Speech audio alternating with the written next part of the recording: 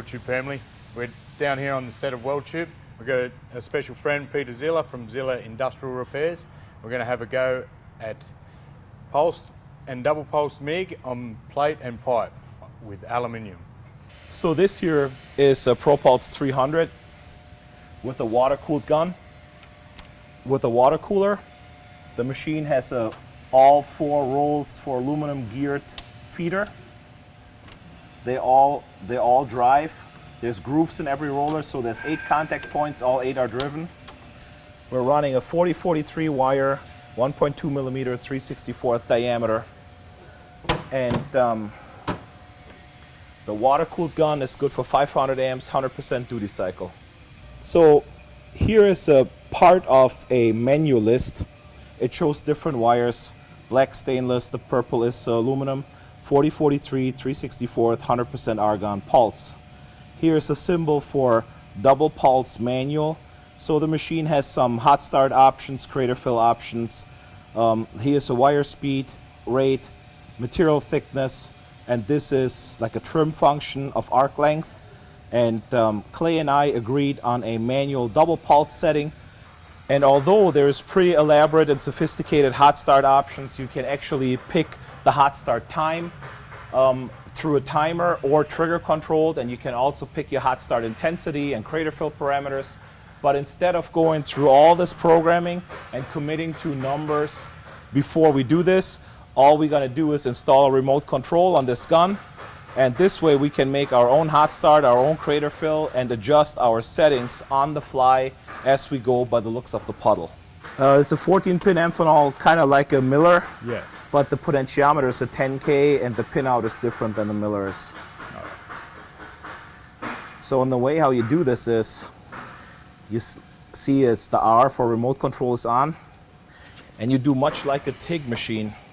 You set this all the way up, and now you set your maximum that you want on your panel, and then the remote will go from whatever the minimum of that program is to the maximum. If you want less of a maximum because you want thinner material, you dial this down, and then it will go from whatever that maximum is to the minimum. I've always thought about putting one on a Stinger, but never a MIG torch. What machine do you run? What engine drive do you run? Just the Big Blue 400. It's not a problem. You get a 1K, slider with a 14-pin. You just plug it in. Yeah. It'll work. It'll work. I did one with a 10K for like a Lincoln Ranger or Vantage. I could just make you one for a Miller. So we've got some 1/4-inch coupons, 5 inches long. Here we're going to do some T-fillets, maybe a double pulse on one side, single pulse the other, but all manual settings. Okay. So Peter will run through that with us.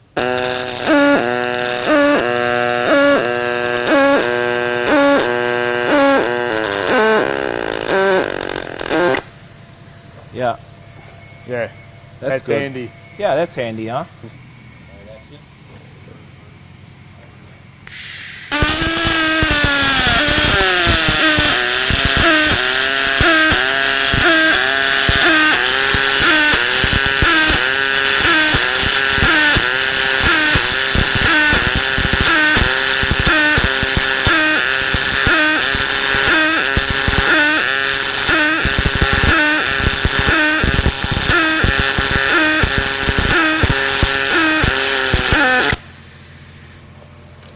Started getting a bit squirrely. And you heard, yeah, you heard the background just a smidge crackly. Yeah. But I'm not gonna raise the arc voltage anymore. That was a function of this being an ice cold piece of aluminum. Now that it's warm, when you weld the other side, there's gonna be no crackling on the background. Okay. Start back at 4. Yeah, not quite full, like right about 400. Yeah, right about there. So now arc shot.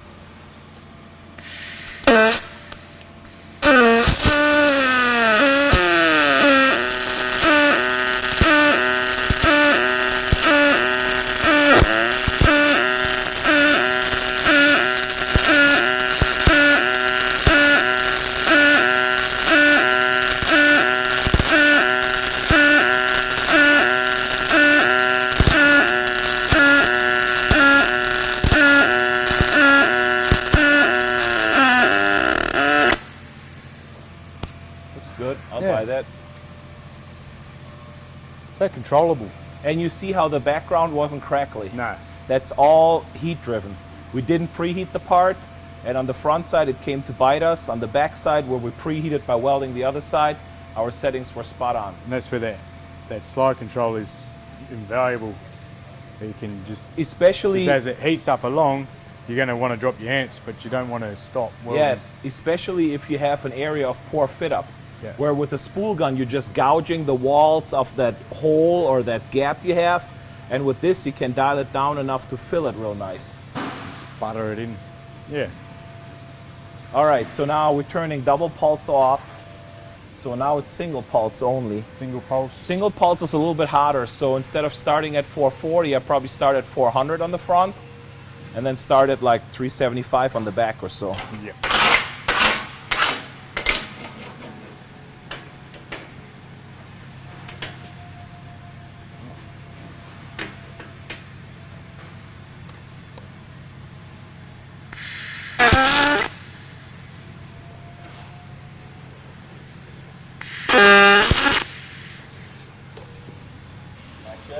Action.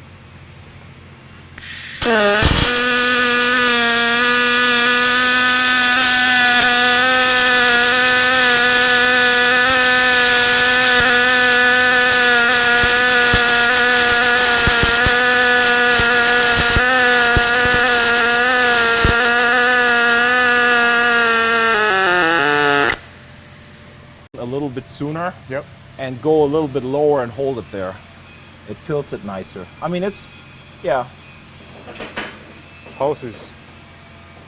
And then try to do an arc shot on that one. Arc shot.